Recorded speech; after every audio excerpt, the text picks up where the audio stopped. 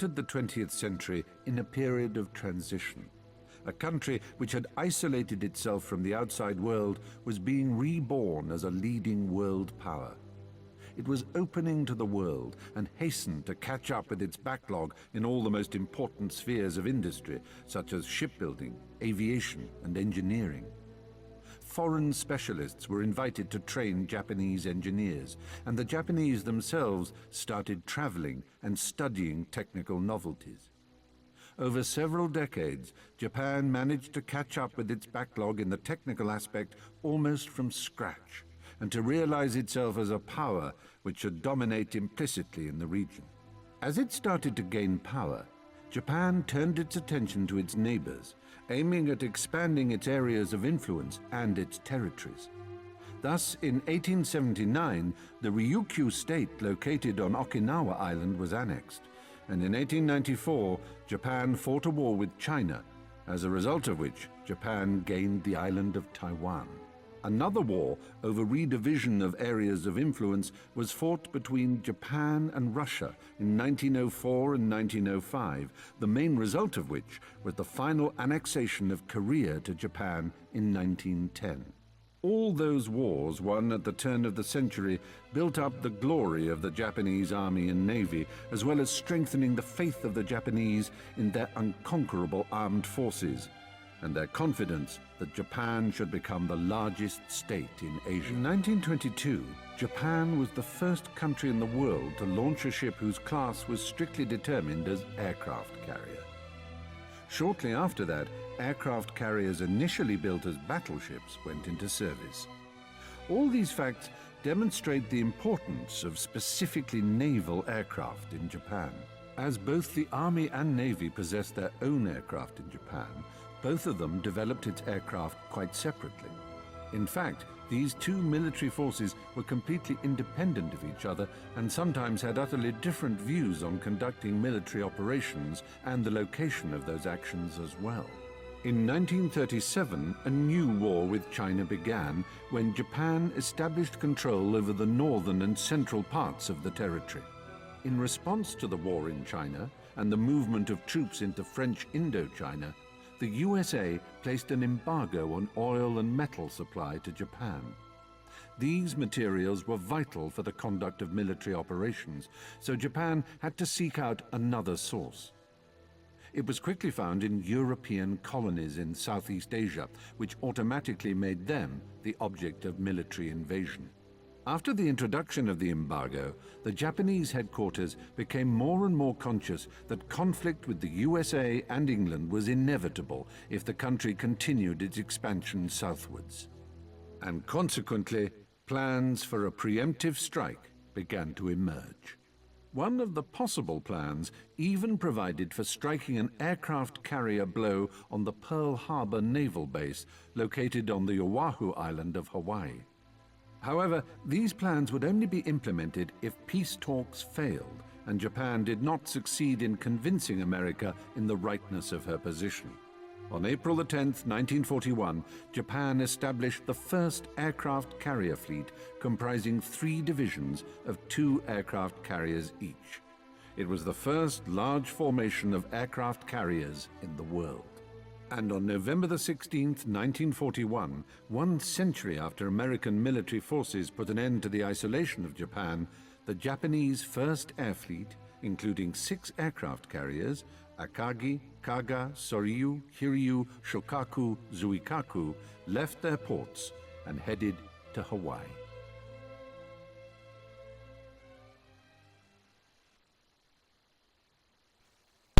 Hello and welcome to the War Thunder historical campaign, which I will be doing in simulator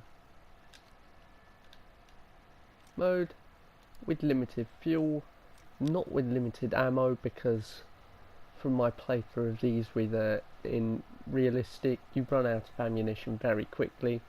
So in this episode we will attempt to do the Pearl Harbor missions, in On December Japanese. 7th, at 0530 hours, the Japanese task force turned northeast. Hanakagi signaled the aircraft of the first wave to prepare for takeoff at 0615. Wheeler Field and other fields were primary targets in the Japanese attack plan. Battleships were chosen as the main targets in the U.S. fleet, since they were the prestige ships of any navy at the time. As I was saying, we will attempt to do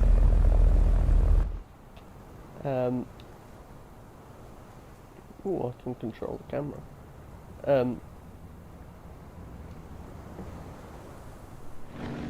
The Pearl Harbour missions for the Japanese side of the campaign, and when we have finished the Japanese side of the campaign, I will probably move on to the US side. As the missions are differing in some ways.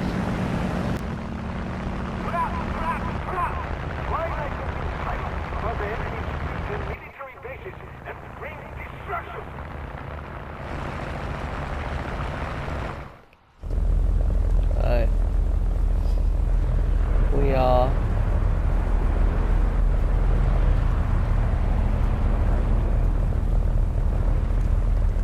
here in our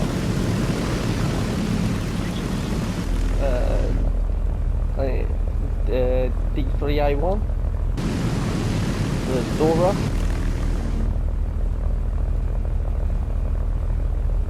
Our target is Wheeler Airfield or Wheeler Field. We took them by surprise! Attack hangars and airplanes at the airport!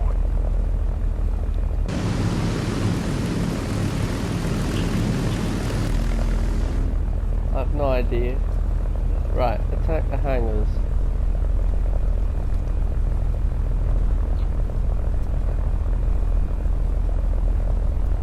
I shall try and do this here.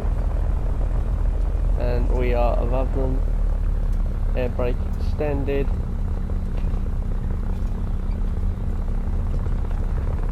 See a hangar there.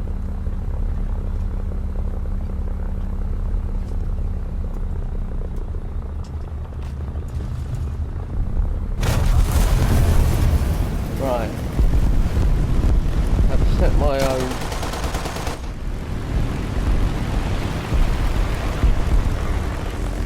plane of light, which hasn't gone well.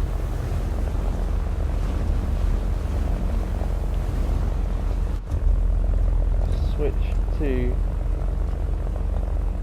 Tetsudo here. Tetsuzo. Going for another run on the line of bases.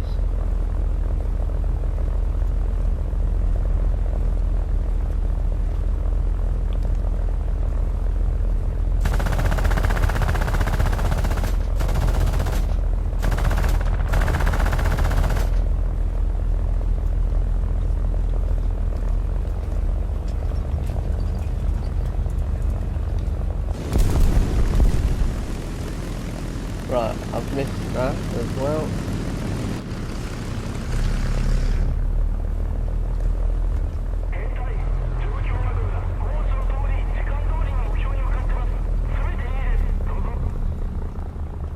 Right, target. Dropping, running away. Target destroyed. Objective complete. I was just aiming at the wrong place, clearly.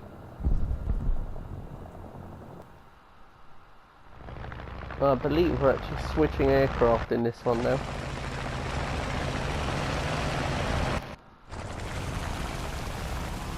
I see about 8 battleships and no aircraft carriers. It's like practice. Torpedo bombers attack. Attack enemy battleships. Well, that's battleship row there.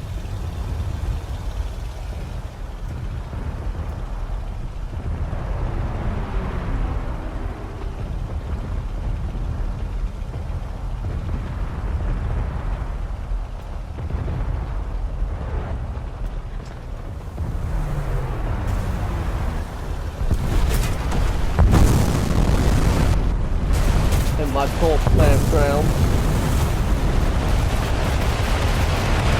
We did get a hit.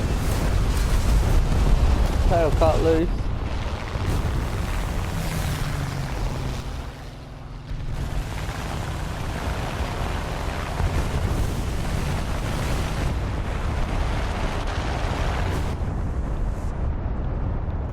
Let's fly back to the carrier fleet now.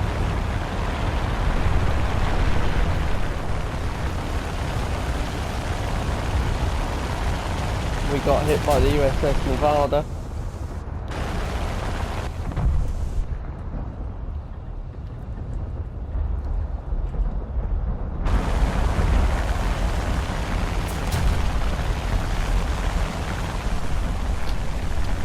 I don't know why they haven't dropped their shorts, but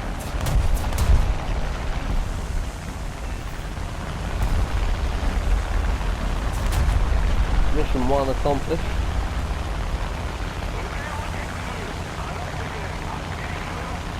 So much for a surprise attack. I guess I got word of Wheeler and decided let's man the battleships, which I do want to say is factually incorrect. Right, and let's go the second wave now in our B7A5. Japanese pilots had maps to orient themselves above the Pearl Harbor Naval Base. The second wave consisted of 171 planes, 54 B5N5s, 81 D3A1s, and 36 A6M2s. They did get their maths right. I am 30 minutes from start of the attack. First carrier division preparation for second wave of attack. Did we not get to take off here? No. Okay. But look at those cinematics. The first wave was successful. We must burn off like that. Right, we're dropping bombs in this wave. In the B7A5. We're attacking the battleships once more. Back off and throttle. Try and pull in formation. That sort of thing happens.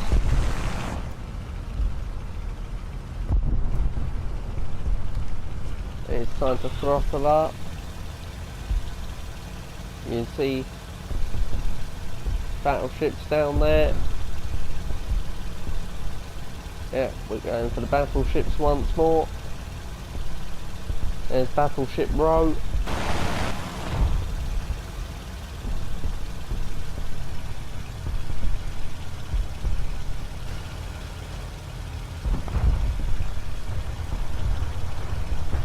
No air brake. Alright. Tactical bomber. We're in the B5N2.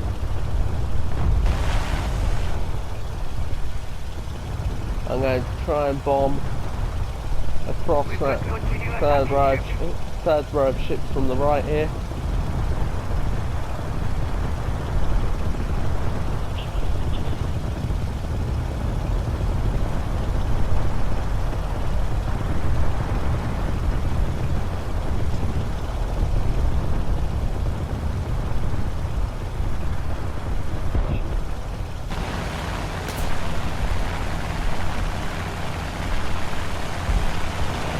Turn off to the right. Something's been hit. We made some hits. Mission objective completed. Second carrier division north from Oahu Island.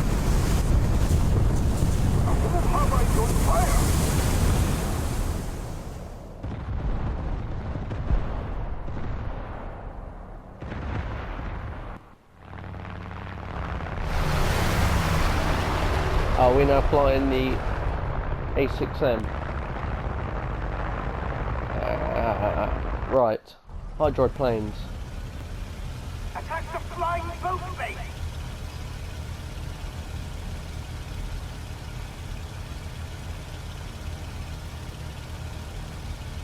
Flying boats. I see 2 there. We need to take out 3.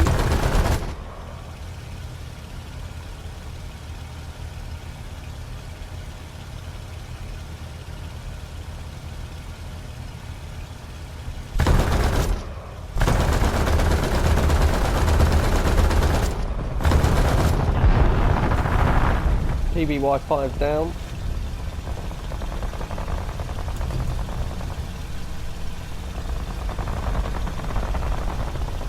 Who remain for destruction here?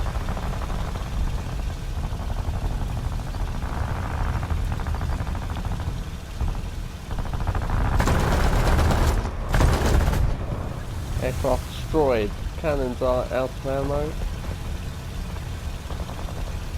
1 more to do. I reckon I can do that now.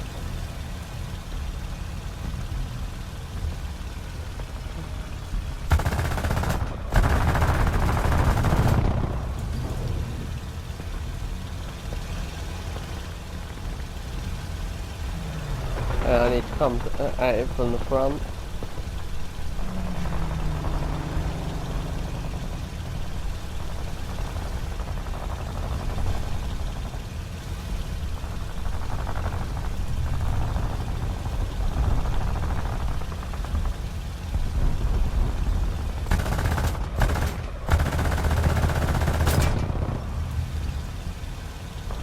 Nine seconds till we get some cannon ammo.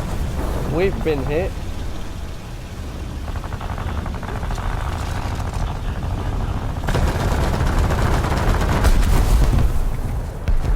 Don't worry, we'll do that classic kamikaze attack. The kamikaze approach, obviously.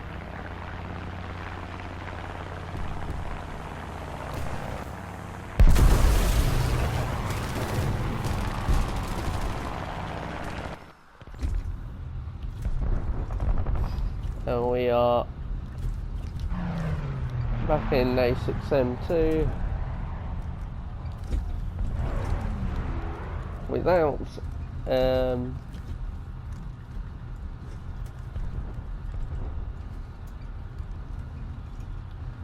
any sort of cockpit cam, because of course we died, so we don't get one, because that's how it works.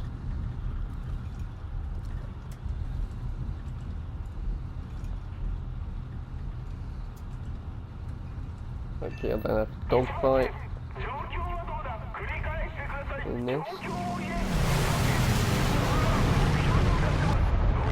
As I sat in front of the maps of the operations room, expecting to hear reconnaissance reports from the Tone and Chikuma seaplanes, which had been dispatched about 30 minutes before, the first report from the Chikuma's plane came in.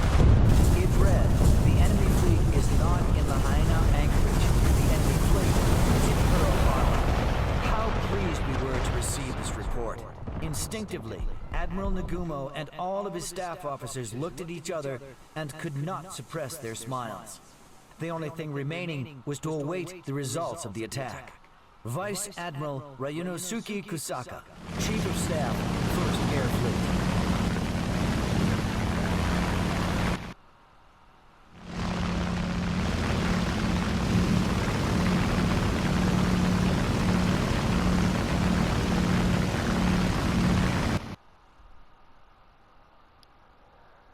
That will be it for this episode of our War Thunder historical campaign. I want to thank you for watching, and goodbye.